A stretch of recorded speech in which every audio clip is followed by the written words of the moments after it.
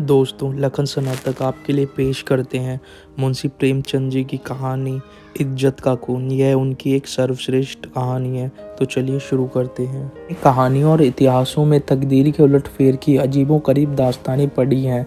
शाह को भिखमंगा, भिखमंगे को शाह बनते देखा है। तकदीर एक छिपा हुआ भेद है। गलियों में टुकड़े चुनती हुई औरतें सोने के सिंहासन पर बैठ गईं और वह ऐश्वर्य के मतवाले जिनके इशारे पर तकदीर भी सिर झुकाती थी, आन की शान में चील कुओं का शिकार बन गए। पर मेरे सर पर जो कुछ बीती उसकी नज़ीर कहीं नहीं मिलती। आह, उन घटनाओं को आज याद करती हूँ तो रोंगटे खड़े हो जाते हैं और हैरत होती है कि अब तक मैं क्यों कर जिंदा हूँ। सौंदर्य लालसाओं का स्रोत है। मेरे दिल में क्या लालसाएं न थी, पर आह, निष्ठुर भाग्य के हाथों में मिटी। मैं क्या जानती थी कि वह आदमी जो मेरी एक एक अदा पर कुर्बान होता था, एक दिन मुझे इस तरह जलील और बर्बाद करेगा। आज 3 साल हुए जब मैंने इस घर में कदम रखा। उस वक्त यह हरा भरा चमन था। मैं इस चमन की बुलबुल थी, हवा में उड़ती थी, डालियों पर चहकती, फूलों पर सोती थी। शहीद मेरा था, मैं शहीद की थी। इस संगमरमर के हौज के किनारे हम मोहब्बत के पास खेलते। तुम मेरी जान हो, मैं उनसे कहती थी। तुम मेरे दिलदार हो। हमारी जायदाद लंबी चौड़ी थी। ज़माने की कोई फिक्र, जिंदगी का कोई गम न था। हमारे लिए जिंदगी सशरीर आनंद, एक अनंत चाह और बहार एक तिलिस्म थी जिसमें मुरादें खिलती और खुशियाँ हंसती थी। ज़माना हमारी इच्छाओं पर चलने वाला था। आसमान हमारी भलाई चाहता था और तकदीर हमारी साथी थी। एक दिन शहीद ने आकर कहा, मेरी जान, मैं तुमसे एक विनती करने आया हूँ। देखना इन मुस्कुराते हुए होठों पर इनकार का हर्फ न आए।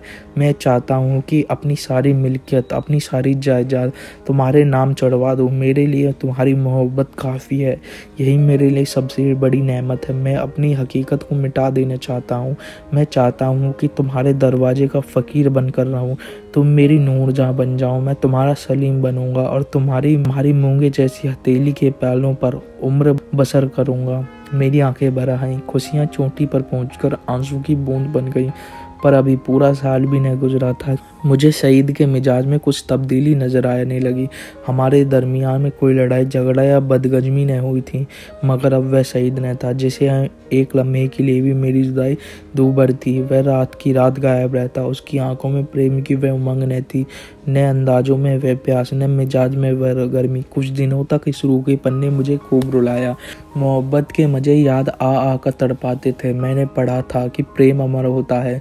क्या वह स्रोत इतनी जल्दी सूख गया? नहीं, अब वह किसी दूसरे चमन को शादाब करता था। आखिर मैं भी शहीद से आंखें चुराने लगी, बेदली से नहीं, सिर्फ इसलिए कि अब मुझे उससे आंखें मिलाने की ताब न थी। उस देखते ही मोहब्बत के हजारों करिश्मे नज़रों के सामने आ जाते और आंखें भर आती थी। मेरा दिल अब भी उसकी तरफ खिंचता था। कभी कभी बेअख्तियार जी चाहता कि उसके पैरों पर गिरूं और कहूँ, मेरे दिलदार, ये बेरहमी क्यों? क्या तुमने मुझसे मुंह फेर लिया है? मुझे क्या खता हुई? लेकिन इस स्वाभिमान का बुरा हो जो दीवार बनकर रास्ते में खड़ा हो जाता। यहाँ तक कि धीरे धीरे दिल में भी मोहब्बत की जगह हसद ने ले ली। निराशा के धर्रे ने दिल को तस्कीन दी। मेरे लिए शहीदा बीते हुए बसंत का एक भूला हुआ गीत था। दिल की गर्मी ठंडी हो गई, प्रेम का दीपक बुझ गया। यही नहीं, उसकी इज्जत भी मेरे दिल से रुखसत हो गई। जिस आदमी के प्रेम के पवित्र मंदिर में मैल भरा हुआ हो, वह हरगिज योग्य नहीं कि मैं उसके लिए घुलूं और मरूं। एक रोज शाम के वक्त मैं अपने कमरे में पलंग पर पड़ी एक किस्सा पढ़ रही थी। तभी अचानक एक सुंदर स्त्री मेरे कमरे में आई। ऐसा मालूम हुआ कि जैसे कमरा जगमगा उठा। रूप की ज्योति ने दरो दीवार को रोशन कर दिया, गोया अभी सफेदी हुई है। उसकी अलंकृत शोभा, उसका खिला हुआ फूलों जैसा लुभावना चेहरा, उसकी नशीली मिठास, कैसी तारीफ करूं। मुझ पर ऐसा रौब छा गया, मेरा रूप का घमंड धूल में मिल गया। मैं आश्चर्य में थी। यह कौन रमणी है? यहाँ क्यों कर आई? बेअख्तियार उठी कि उससे मिलूं और पूछूं कि शहीद भी मुस्कुराता हुआ कमरे में आया। मैं समझ गई यह रमणी उसकी प्रेमिका है। मेरा गर्व जाग उठा। मैं उठी जरूर, पर शान से गर्दन उठाए हुए आंखों में हुस्न के रौब की जगह घृणा का भाव आ बैठा। मेरी आंखों में अब वह रमणी रूप की देवी नहीं, डसने वाली नागिन थी। मैं फिर चारपाई पर बैठ गई और किताब खोलकर सामने रख ली। वह रमणी एक क्षण तक खड़ी मेरी तस्वीरों को देखती रही, तब कमरे से निकली। चलते वक्त उसने एक बार मेरी तरफ देखा। उसकी आंखों से अंगारे निकल रहे थे, जिनकी किरणों से हिंसक प्रतिशोध की लाली झलक रही थी। मेरे दिल में सवाल पैदा हुआ, सईद इसे यहाँ क्यों लाया? क्या मेरा घमंड तोड़ने के लिए? जायदाद पर मेरा नाम था, पर वह केवल एक भ्रम था। उस पर अधिकार पूरी तरह सईद का था। नौकर भी उसी को अपना मालिक समझते थे और अक्सर मेरे साथ ढिठाई से पेश आते थे। मैं सब्र के साथ जिंदगी के दिन काट रही थी। जब दिल में उमंगें नहीं तो पीड़ा क्यों होती? सावन का महीना था, काली घटा छाई हुई थी और रिमझिम बूंदें पड़ रही थी। बगीचे पर हसद का अंधेरा और सिंहास दरखातों पर जुगनुओं की चमक ऐसी मालूम होती थी जैसे उनके मुंह से चिंगारियां जैसी आहें निकल रही हैं। मैं देर तक हसद का यह तमाशा देखती रही। कीड़े एक साथ चमकते और एक साथ बुझ जाते, गोया रोशनी की बाड़ें छूट रही हैं। मुझे भी झूला झूलने और गाने का शौक हुआ। मौसम की हालातें हसद के मारे हुए दिलों पर भी अपना जादू कर जाती हैं। बगीचे में एक गोल बंगला था। मैं उसमें आई और बारात दे की एक कड़ी में झूला डलवाकर झूलने लगी। मुझे आज मालूम हुआ कि निराशा में भी एक आध्यात्मिक आनंद होता है जिसका हाल उसको नहीं मालूम, जिसकी इच्छा पूर्ण है। मैं चाव से मल्हार गाने लगी। सावन विरह और शोक का महीना है। गीत में एक वियोगी हृदय की गाथा की कथा ऐसे दर्द भरे शब्दों में बयान की गई थी। बरबस आंखों से आंसू टपकने लगे। इतने में बाहर से एक लालटेन की नौ से रोशनी नजर आई। सईद और हसीना दोनों चले आ रहे थे। हसीना ने मेरे पास आकर कहा, आज यहाँ नाच रंग की महफिल सजेगी, शराब के दौर चलेंगे। मैंने घरना से कहा, मुबारक हो हसीना, बाहर मासे और मल्हार की ताने उड़ेंगी, साजिंदे आ रहे हैं। मैं शौक से, हसीना तुम्हारा सीना हसद से चाक हो जाएगा। सईद ने मुझसे कहा, जुबैदा तुम अपने कमरे में चली जाओ, यह इस वक्त आपे में नहीं है।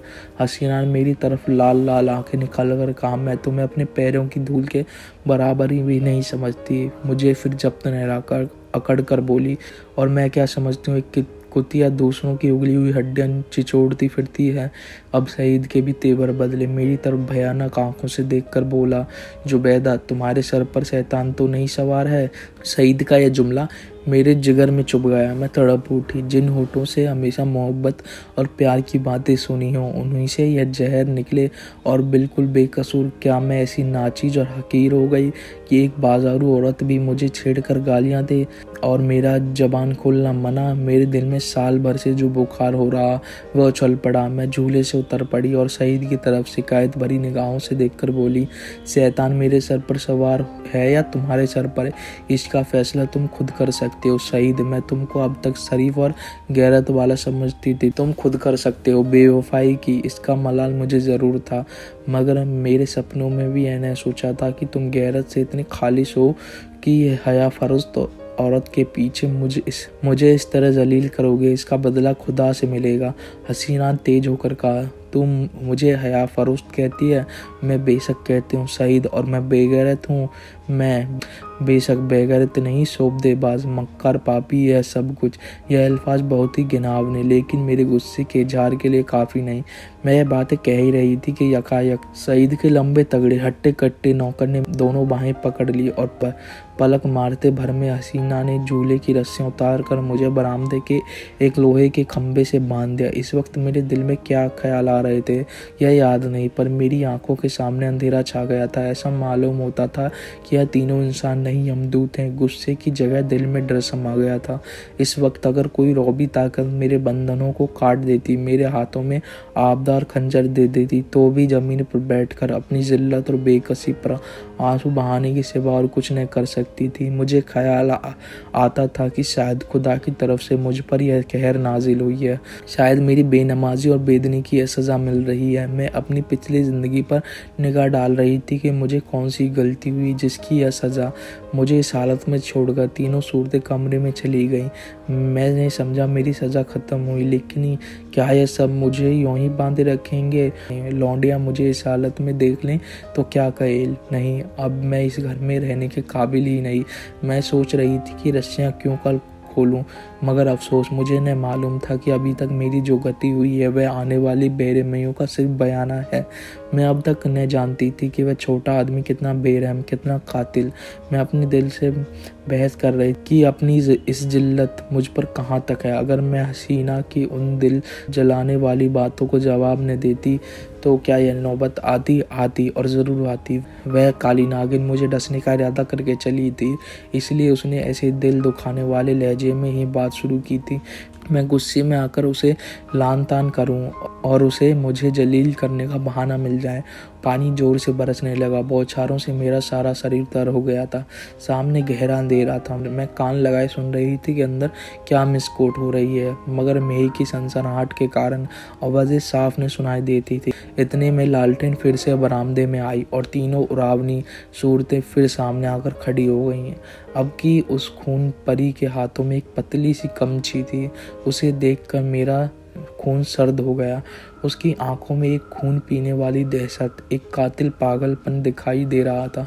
मेरी तरफ शरारत भरी नज़रों से देखकर बोली, बेगम साहिबा, मैं तुम्हारी बदजबानियों का ऐसा सबक देना चाहती हूँ जो तुम्हें सारी उम्र याद रहे। और मेरे गुरु ने बतलाया है कि कमची से ज़्यादा देर तक ठहरने वाला कोई सबक नहीं होता।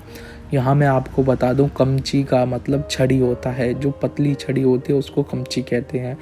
यह कहकर उस जालिम ने मेरी पीठ पर एक कमची जोर से मारी। मैं तिलमिला गई। मालूम हुआ किसी ने पीठ पर आग की चिंगारी रख दी। मुझसे जब्त न हो सका। माँ बाप ने कभी फूल की छड़ी से भी न मारा था।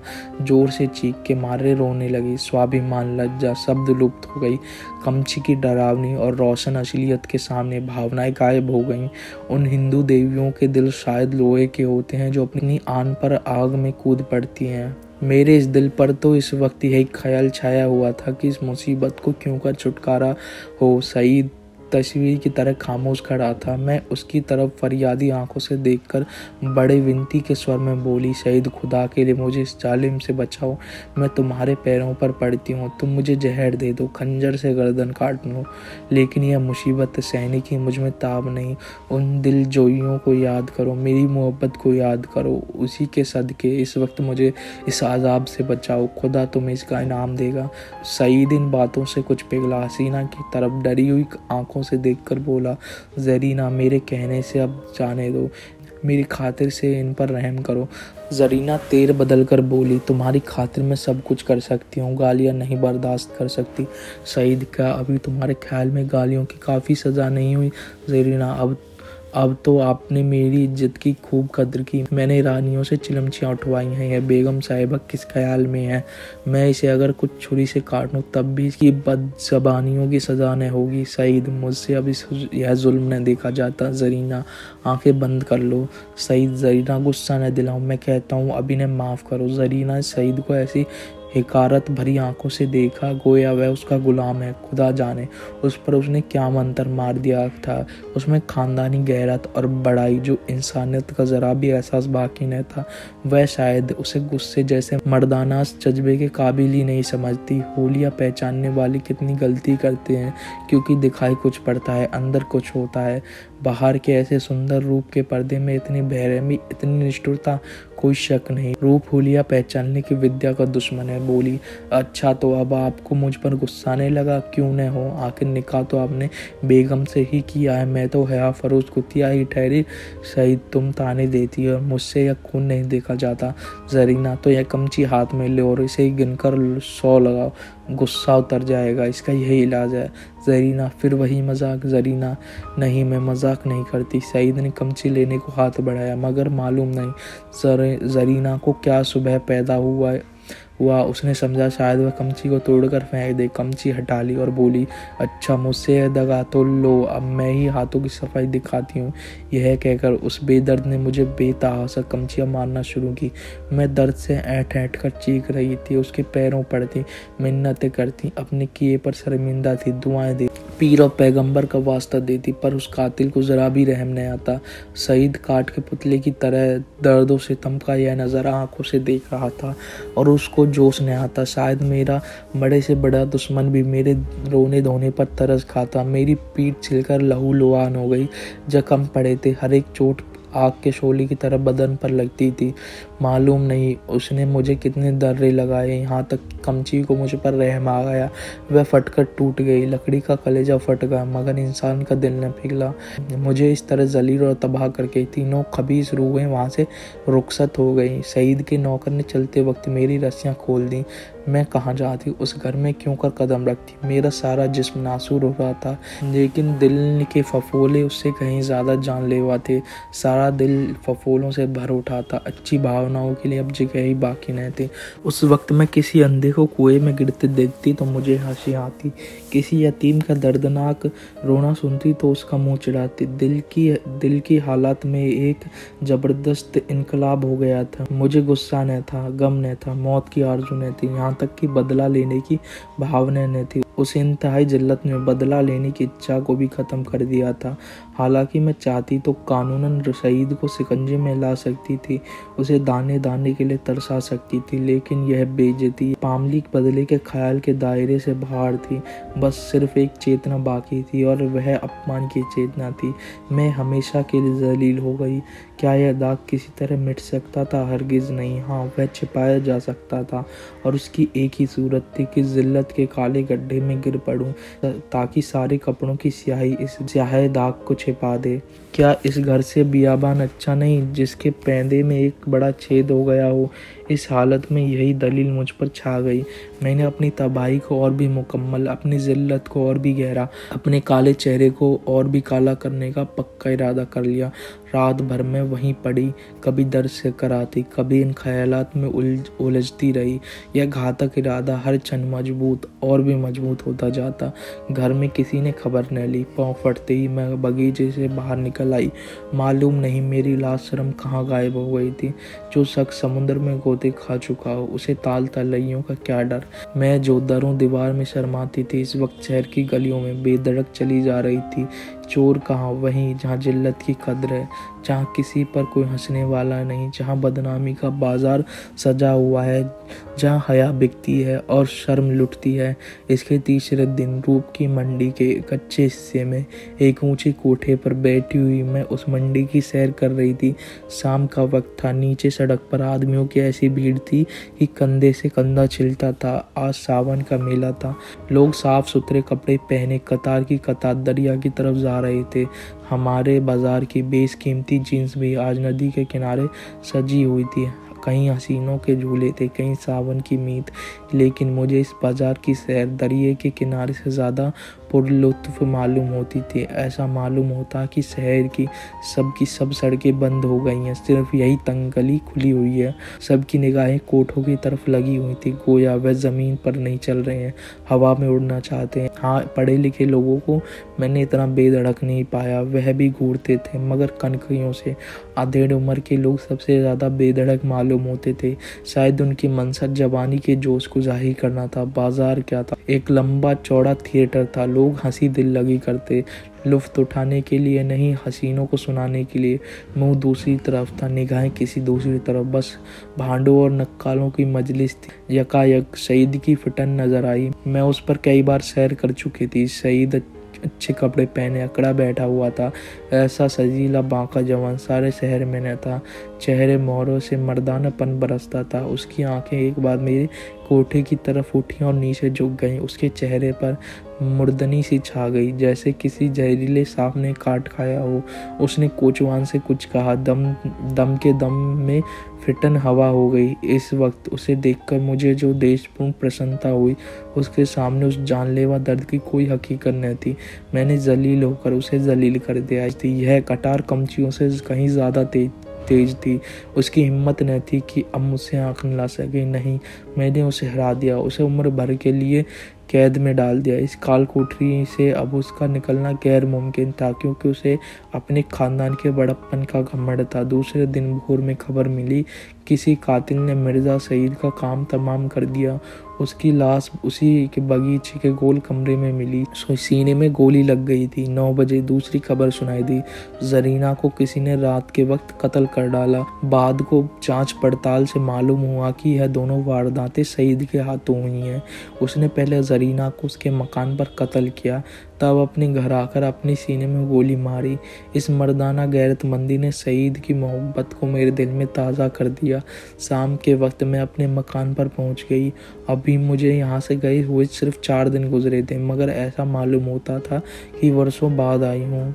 दरो दीवार पर हसरत छाई हुई थी। मैंने घर में पाँव रखा तो बरबस सईद की मुस्कुराती हुई सूरत आंखों के सामने आकर खड़ी हो गई। वही मर्दाना हुस्न, वही बांकापन, वही मनुहार की आंखें।